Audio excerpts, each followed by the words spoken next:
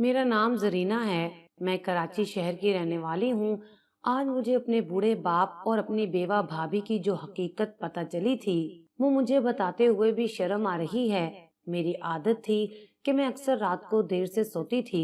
एक रोज रात के 2 बजे अपनी बेवा भाभी को अपने अब्बा के कमरे में जाते देखकर मेरे होश उड़ गए थे। मैं जल्दी से बाहर निकली और पिलर के पीछे छुप गई और देखने लगी ये भाभी रात के 2 बजे अब्बा के कमरे में क्या करने जा रही हैं। अब्बा तो इशा की नमाज पढ़कर अपने कमरे में सोने चले जाते थे। दरअसल हमारे मामलात कुछ ऐसे ही थे। मेरे अब्बा बहुत ज़ईफ थे और वो रात को जल्दी सो जाते थे, लेकिन मैं कमरे में पानी की बोतल रखना भूल गई थी। बस इसीलिए कमरे से निकली थी। लेकिन जब मैंने भाभी को दबे कदमों अब्बा के कमरे में दाखिल होते देखा और फिर दरवाजा लॉक होने की आवाज सुनाई दी तो मेरे होश उड़ गए। इतनी रात को वो अब्बा के कमरे में क्यों गई थी? पहली बात मेरे जहन में यही आई कि शायद वो चोरी वगैरह करना चाहती हैं, लेकिन भाभी के पास किसी चीज की कोई कमी नहीं थी। फिर वो अब्बा के कमरे से क्या चुरा सकती थी? मैं खामोश पिलर के पीछे ही खड़ी रही ताकि जब वो बाहर निकले तो मैं उन्हें रंगे हाथों पकड़ लूं और फिर उनसे पूछूं कि वो यहाँ क्या कर रही हैं। लेकिन मुझे खड़े खड़े आधा घंटा गुजर गया और भाभी अब्बा के कमरे से बाहर ही नहीं आई। तो मैं थक हार कर वापस अपने कमरे में चली गई। पता नहीं वो अंदर क्या कर रही थी और उन्हें कितना वक्त लगना था। नींद से मेरी हालत खराब हो रही थी। यही सब सोचते सोचते मैं बिस्तर पर लेटी और मुझे नींद आ गई। सुबह जैसे ही मेरी आंख खुली तो मेरे जहन में यही सवाल मचलने लगा। मैं जल्दी से फ्रेश होकर कमरे से निकली तो अब्बा और भाभी खाने की टेबल पर बैठे नाश्ता कर रहे थे। मेरी दूसरी भाभी भी वहीं बैठी थी। हर तरफ खामोशी थी, सब अपने खाने में मसरूफ थे। लेकिन मेरी नजर अपनी छोटी भाभी और अब्बा पर जमी हुई थी। वो दोनों एक दूसरे को नजरअंदाज करते खाना खा रहे थे। पहले मैंने सोचा कि सीधे सीधे भाभी से सवाल करती हूँ कि वो आधी रात को अब्बा के कमरे में क्यों गई थी। लेकिन फिर मुझे ख्याल आया कि बड़ी भाभी भी यहीं बैठी हैं। वो तो छोटी से छोटी बात का अफसाना बना देती हैं और पूरे खानदान में नशर करती फिरती हैं। अगर ऐसी वैसी कोई बात खानदान में फैली तो बड़ी बदनामी होगी। जल्द ही मेरी शादी मेरी फुप्पो के बेटे से होने वाली थी। हम दोनों की मंगनी हो चुकी थी। अगर ऐसी वैसी कोई भी बात फुप्पो के कान में पड़ गई तो सबसे पहले मेरा ही रिश्ता टूट जाना था, क्योंकि फुप्पो रिश्ता सिर्फ और सिर्फ मेरे मंगेतर अली की पसंद की वजह से कर रही थी, वरना उन्हें अली के लिए कोई अमीर और गोरी लड़की चाहिए थी। इसीलिए मैंने खामोशी अख्तियार की और फिर खुद भी नाश्ता करके कॉलेज चली गई। सारे दिन की मसरूफियात और अली से फोन पर होने वाली बातचीत ने मुझे मजीद दोबारा कुछ सोचने का मौका ही नहीं दिया था। अली मुझसे बहुत मोहब्बत करता था और दिन का काफी लंबा हिस्सा वो मुझसे फोन पर बात करने में गुजारता था। ऐसे ही रात हुई और जब मैं रात को सोने लेटी तो मुझे खुद ब खुद छोटी भाभी कोमल का ख्याल आ गया। कुछ सोचकर मैं अपने कमरे से बाहर निकली और एक कोने में होकर खड़ी हो गई। मैं देखना चाहती थी कि क्या कोमल भाभी आज रात भी अब्बा के कमरे में जाएंगी। मैं काफी देर खड़ी रही और फिर वही 2 बजे के करीब मैंने कोमल भाभी को अब्बा के कमरे में जाते हुए देखा और मुझे समझ आ गया कि ये रोज की बात है। मैं बहुत ही ज्यादा हैरान हुई थी, क्योंकि अब्बा हद से ज्यादा सख्त मिजाज थे और बहुओं को तो बहुत ही ज्यादा सख्ती से रखते थे। कोई भी बहू उनके सामने आवाज नहीं निकाल सकती थी। मैंने शुरू से ही दोनों भाभियों को अब्बा से डरते देखा था। फिर कैसे इतनी रात को भाभी आराम से अब्बू के कमरे में जा रही थी। और जिस बात ने मुझे मजीद चौंकाया था वो उनके होठों पर लगी सुर्खी थी। जब से मेरे भाई का इंतकाल हुआ था मैंने अपनी बेवा भाभी कोमल को कभी सुर्खी पाउडर करते नहीं देखा था, लेकिन आज रात मैं उन्हें जिस तरह तैयार देख रही थी वो वाकई चुका देने वाली बात थी। वो एक दफा फिर अब्बा के कमरे में जाकर बंद हो गई थी और काफी देर के इंतजार के बाद मैं वापस अपने कमरे में आ गई थी और सोच में पड़ गई थी कि ये सब क्या चल रहा है। मेरे छोटे भाई खालिद के इंतकाल को तकरीबन 2 साल होने वाले थे। मेरा भाई मजदूर था। एक बंगले की तामीर के दौरान उस पर दीवार गिरने की वजह से उसका इंतकाल हो गया था। خالد بھائی کے انتقال کے بعد بھی بھابھی کے گھر والے انہیں اپنے ساتھ نہیں لے گئے تھے، کیونکہ ان کے ماں باپ زندہ نہیں تھے، بھائی اور بھابھی تھے، اور وہ دونوں ہی ان کی ذمہ داری نہیں اٹھانا چاہتے تھے۔ اس وقت میرے ابا نے خود آگے بڑھ کر یہ فیصلہ کیا تھا کہ کومل اب بھی یہیں رہے گی۔ بڑی بھابھی اس فیصلے سے بالکل بھی خوش نہیں تھی، کیونکہ خالد بھائی کے انتقال کے بعد انہیں لگا تھا کہ اب بس وہ اکیلی ہی اس گھر کی مالکن بن جائیں گی، کیونکہ میری اماں نہیں تھی اور میں بھی شادی کر کے جانے والی تھی۔ اگر کومل بھابھی اپنے گھر واپس لوٹ جاتی تو سب کچھ خود بخود بڑی بھابھی کا ہو جانا تھا، لیکن ان میں اتنی ہمت نہیں تھی کہ وہ ابا کے فیصلے کے خلاف کچھ کہتی، اسی لیے سب نے خاموشی سے ابا کے فیصلے کو قبول کر لیا تھا۔ البتہ کومل بھابھی اپنے شوہر کے انتقال کے بعد بہت ہی خاموش ہو گئی تھی، وہ بس خاموشی سے گھر کے کام کاج کرتی اور ابا کے سوا کسی سے بھی بات نہیں کرتی تھی۔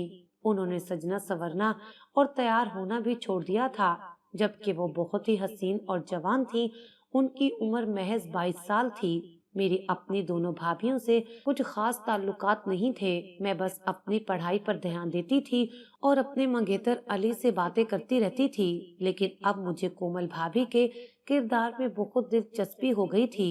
وہ رات کو ابا کے کمرے میں کیا کرنے جاتی تھی اور آدھی رات کو وہ کس خوشی میں اس قدر تیار ہوتی تھی، یہ وہ سوال تھے جنہوں نے مجھے بے چین کر دیا تھا۔ میں نے 23 دن اسی طرح بھابھی پر نظر رکھی اور اس حقیقت نے مجھے حیران کر دیا تھا کہ وہ ہر رات ہی ابا کے کمرے میں جاتی تھی، اور جب ایک دن مجھ سے رہا نہ گیا تو میں نے کومل بھابھی سے اکیلے میں پوچھ لیا کہ آپ رات کو ابا کے کمرے میں کیوں گئی تھی؟ میرا سوال سن کر بھابھی کے چہرے کا رنگ بدل گیا تھا، کہنے لگی، زرینہ تمہیں کیا ہو گیا ہے، کیسی بات کر رہی ہو؟ میں نے بھابھی سے کہا کہ میں نے خود آپ کو ابا کے کمرے میں جاتے ہوئے دیکھا ہے، آپ اتنی رات کو وہاں کیوں گئی تھی؟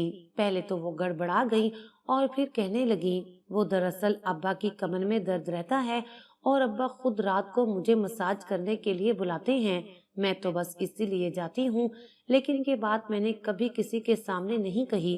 تمہیں تو معلوم ہے کہ بڑی بھابھی بات کا پتنگڑ بنا دیتی ہیں، بلا وجہ میرے کردار کو لے کر الٹی سیدھے باتیں کرتی۔ یہ کہہ کر وہ شرمندہ سی سر جھکائی چلی گئی تھی۔ بھابھی کی بات سن کر مجھے احساس ہوا کہ میں ایک اچھی بیٹی نہیں ہوں، کیونکہ میں ابا کی اکلوتی بیٹی تھی، ان کی دیکھ بھال کا خیال رکھنا میری ذمہ داری تھی، لیکن میں نے کبھی اس بات پر دھیان ہی نہیں دیا تھا۔ ابا کی کمر کا مساج تو دور، میں نے کبھی ان کے پاؤں بھی نہیں دبائے تھے، جبکہ بھابھی تو جب سے اس گھر میں آئی تھی ابا کا بہت خیال رکھتی تھی، شاید اسی لیے ابا بھی اپنے درد کے بارے میں بھابھی سے کہتے تھے۔ یہ سب سوچ کر مجھے اپنے آپ پر شرمندگی ہو رہی تھی۔ اپنے ابا کا خیال رکھنے کی بجائے میں ان کی جاسوسی کر رہی تھی، اپنی بھابھی پر نظر رکھ رہی تھی، اور اس طرح کے سوال جواب کر کے میں نے انہیں شرمندہ بھی کر دیا تھا۔ میں نے بھابھی سے معافی مانگ لی تھی اور بھابھی نے بس یہی کہا تھا کہ اس بارے میں کسی سے کچھ کہنے کی ضرورت نہیں ہے۔ میں جانتی تھی کہ ان کا اشارہ بڑی بھابھی کی طرف تھا۔ میں نے ان سے وعدہ کر لیا کہ میں بڑی بھابھی کے سامنے کچھ بھی نہیں کہوں گی، بات آئی گئی ہو گئی، اور ایسے ہی 15 دن گزر گئے، نہ میں نے دوبارہ کبھی بھابھی کی جاسوسی کی اور نہ ہی اس بارے میں دوبارہ پوچھنے کی کوشش کی۔ لیکن پھر ایک دن پتہ نہیں کیسے باتوں ہی باتوں میں نے علی کے سامنے ابا اور بھابھی کا ذکر کر دیا۔ میں نے اسے یہ بات بتا دی۔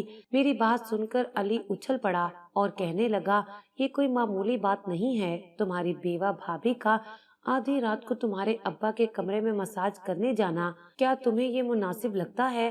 اگر تمہارے ابا کو کوئی پریشانی تھی تو وہ تمہیں بھی کہہ سکتے تھے، اور جہاں تک میرا خیال ہے ماموں جان کی کمر میں کوئی مسئلہ نہیں ہے، وہ تو ہٹے کٹے ہیں اور روز ہی میری ان سے ملاقات ہوتی ہے۔ کیا تمہارے سامنے کبھی تمہارے ابا نے کمر درد کا ذکر کیا ہے؟ علی کی بات سن کر میں سوچ میں پڑ گئی۔ واقعی میرے ابا تو بالکل فٹ فاٹ تھے، انہوں نے کبھی کمر درد کے بارے میں کوئی ذکر ہی نہیں کیا تھا۔ علی نے میرے دل میں ایک دفعہ پھر شک ڈال دیا تھا۔ وہ کہنے لگا، اپنی بھابھی پر نظر رکھو، جوان عورت ہے، بیوہ ہے، ایسا نہ ہو کہ تمہاری آنکھوں میں دھول چھونکتے ہوئے وہ تمہارے ابا کی جائیداد کے کاغذات وغیرہ چرا لے اور پھر یہاں سے رفو چکر ہو جائے۔ کیونکہ اب ان کا شوہر زندہ نہیں ہے، اس لیے ان کے ہاتھ زیادہ کچھ نہیں آئے گا اور تمہارے ابا کی اچھی خاصی جائیداد ہے۔ علی کی بات سنتے ہی میں اچھل پڑی تھی، کیونکہ ابا کی الماری میں گھر کے کاغذات وغیرہ رکھے ہوئے تھے اور اس بات سے ہر کوئی ہی واقف تھا۔ مجھے لگ رہا تھا کہ کہیں نہ کہیں یہی وجہ ہے جو بھابھی ان کے کمرے میں جا رہی تھی۔ علی نے مجھ سے کہا کہ اپنی بھابھی پر نظر رکھو، ایسا نہ ہو کہ ان کا کسی کے ساتھ کوئی چکر چل گیا ہو اور وہ تمہاری آنکھوں میں دھول چھونک کر سب کچھ لے کر فرار ہو جائے۔ علی کی باتوں نے مجھے سوچنے پر مجبور کر دیا تھا۔ کالج کی بھی کچھ دن کی چھٹیاں ہو چکی تھی، اس لیے میں نے گھر میں رہ کر اپنی چھوٹی بھابھی پر نظر رکھنا شروع کر دی، لیکن کوئی ایسی بات مجھے دکھائی نہیں دی کہ جس کی وجہ سے میں ان کے کردار پر شک کرتی۔ وہ بیچاری تو صبح اٹھ کر گھر کے کاموں میں مصروف ہو جاتی اور رات تک گھر کے کاموں میں لگی رہتی۔ خالد بھائی کے انتقال کے بعد سے بڑی بھابھی نے کومل بھابھی کو نوکرانی بنا لیا تھا اور وہ خاموشی سے ان کا ہر حکم مانا کرتی تھی۔ شاید یہی ان کی مجبوری تھی۔ 4 سے 5 دن گزرے تو مجھے احساس ہوا کہ ایسا کچھ بھی نہیں ہے۔ نہ ہی بھابھی چھت پر جاتی تھی، نہ ہی گھر سے باہر نکلتی تھی۔ ان کے پاس تو موبائل فون بھی نہیں تھا، پھر ان کا کسی سے کیسے چکر چل سکتا تھا؟ نہ ہی ان کے پیچھے ان کا میکا تھا جو انہیں سپورٹ کر سکتا۔ وہ تو جب سے شادی ہو کر آئی تھی بہت ہی سیدھی سادی سی نظر آتی تھی۔ نہ ہی انہوں نے کبھی بڑی بھابھی سے کسی بات پر جھگڑا کیا تھا اور نہ ہی کبھی میرے سے منہ موڑا تھا، بلکہ بہت ہی کھلے دل سے انہوں نے سب کو اپنا لیا تھا اور اپنی سادگی کی وجہ سے وہ ہمیشہ دوسروں کے تانوں کا شکار بھی ہوتی رہی تھی۔ مجھے یقین ہو گیا تھا کہ وہ سچ میں ہی میرے ابا کی خدمت کر رہی تھی، اور یہی بات جب میں نے علی کو بتائی تو وہ بھی خاموش ہو گیا، مگر اس سے دال میں کچھ کالا ضرور لگ رہا تھا۔ اور پھر ایک رات علی نے مجھ سے بڑی ہی عجیب سی بات کہی۔ کہنے لگا، تم ایسا کرنا، رات کو اپنے ابا کے کمرے میں چھپ جانا، جب بھابھی کمرے میں آئیں گی اور تمہارے ابا کا مساج کریں گی تو تمہیں خود ہی پتہ چل جائے گا کہ ان دونوں کے بیچ کیا چل رہا ہے۔ علی کو کسی صورت اس بات پر اعتبار نہیں ہو رہا تھا کہ میری بیوہ بھابھی میرے باپ کا اتنا خیال رکھ سکتی ہے۔ اس نے تو ان دونوں پر گھٹیا الزام بھی لگا دیے تھے۔ میں بھی بچی نہیں تھی، سب کچھ سمجھ رہی تھی، مگر تسلیم کرنے سے ڈرتی تھی۔ سوچ بھی نہیں سکتی تھی کہ میرا باپ اپنی بیوہ بہو سے ایسی حرکت بھی کر سکتا ہے، اس لیے یہ بات کچھ مناسب نہیں تھی کہ میں اپنے باپ کے کمرے میں جا کر ان کی جاسوسی کروں۔ لیکن علی نے میرے دماغ میں ایسا شک ڈال دیا تھا کہ میرا دماغ پھٹنے والا ہو گیا تھا۔ اور پھر ایک رات ابا کے کمرے میں جانے سے پہلے ہی میں ان کے کمرے میں چلی گئی اور خاموشی سے ان کے بستر کے نیچے چھپ گئی۔ ابا حسب معمول نماز پڑھ کر آ گئے تھے۔ کمرے میں بالکل سناٹا تھا۔ مجھے تو سانس لیتے ہوئے بھی ڈر لگ رہا تھا۔ اگر ابا کو پتہ چل جاتا تو میری جان نکال دیتے۔ ان کا غصہ تو آسمان پر پہنچ جانا تھا۔ میں انہیں کیا جواب دیتی کہ میں اتنی رات کو ان کے کمرے میں کیوں چھپی ہوئی تھی؟ دھیرے دھیرے وقت گزر رہا تھا اور مجھے اپنی عقل پر افسوس ہو رہا تھا۔ علی کی باتوں میں آ کر میں نے اپنے لیے مشکل کھڑی کر دی تھی۔ میرے لیے یہاں مزید رکنا ممکن نہیں تھا۔ بڑی مشکل سے میں نے خود کو قابو کیا ہوا تھا۔ رات کے 2 بج گئے تھے، مگر آج بھابھی نہیں آئی تھی۔ پہلے تو وہ اس وقت تک آ جاتی تھی۔ میں نے سوچا کہ اب میں خاموشی سے واپس اپنے کمرے میں چلی جاتی ہوں، یہاں چھپنے کا کوئی فائدہ نہیں ہے۔ ابا بھی خراٹے لے رہے تھے۔ جیسے ہی میں نے بستر سے نکلنے کا سوچا تو ابا کے کمرے کا دروازہ کھلا اور کومل بھابھی کمرے کے اندر داخل ہوئی۔ میں نیچے سے ہی چھپ کر انہیں دیکھ رہی تھی۔ وہ خود پر چادر ڈال کر کمرے کے اندر آئی تھی اور آتے ہی انہوں نے چادر اتار کر ایک طرف رکھ دی تھی۔ ان کا حلیہ دیکھ کر میرے رونگٹے کھڑے ہو گئے تھے۔ کومل بھابھی نے سرخ رنگ کا جوڑا پہن رکھا تھا اور ہونٹوں پر سرخی بھی لگائی ہوئی تھی۔ ہاتھ میں چوڑیاں کھنک رہی تھی۔ بھائی کے انتقال کے بعد پہلی دفعہ میں نے انہیں اس طرح دیکھا تھا، وہ بھی رات کے 2 بجے۔ ابا کے کمرے میں مجھے شرم آ رہی تھی اور اپنے ابا اور بھابھی پر افسوس ہو رہا تھا۔ میرے قدموں تلے سے زمین تو تب نکلی جب بھابھی دھیرے دھیرے چلتے ہوئے ابا کے بستر پر پہنچی۔ انہوں نے ابا کو آواز دے کر اٹھایا تھا۔